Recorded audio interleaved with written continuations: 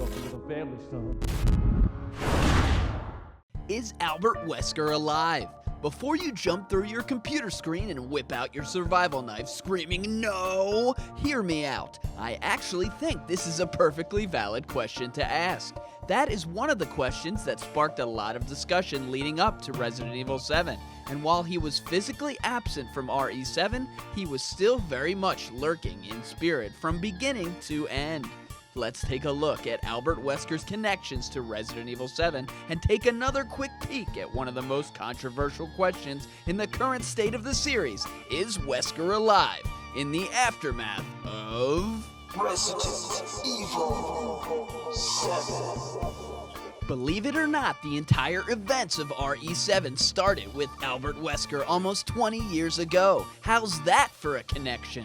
During the time of Code Veronica, Albert Wesker was saltier than an overseasoned french fry at the Umbrella Corporation and branched out to form his own badass company called Hive Host Capture Force, or HCF. And while they surprisingly had nothing to do with kidnapping beehives, the group worked with Umbrella's top rival in bioweapon development. In fact, HCF's initial research and development was the seed that sprouted into the Evelyn bioweapon in 2017.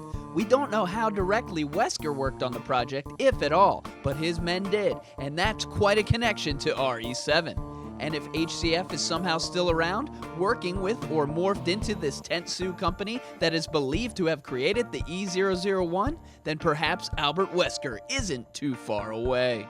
The second Wesker connection comes through a custom weapon found in the game. This is the Samurai Edge, a handgun found in multiple RE games. This specific model is called the Albert W Model 01. The strange thing about this gun, it appears to be the go-to weapon for one Chris Redfield, arch-enemy of Albert Wesker.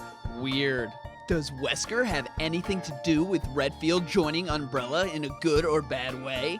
Is his sister Alex Wesker somehow involved? Might he be making a surprise return in the Not a Hero DLC? No. Or do we just all have grand delusions and count Weskers to help us fall asleep at night? Yeah. Every time an RE fan says Wesker, an angel gets its wings.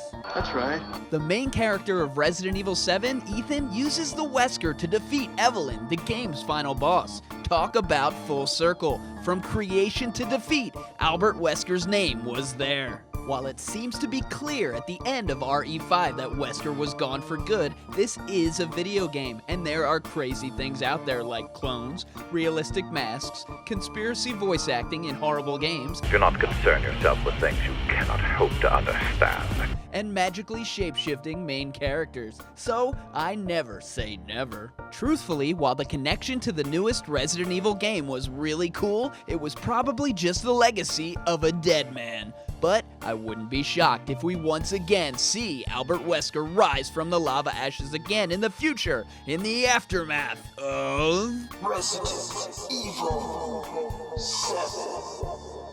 Crimson Army, get your comments ready. What did you think about the Resident Evil 7 Wesker connection? Does it mean anything? Is Wesker lurking, or is it just an eternal legacy that will be present in games to come? Let me know in the comments, and don't forget to like and subscribe.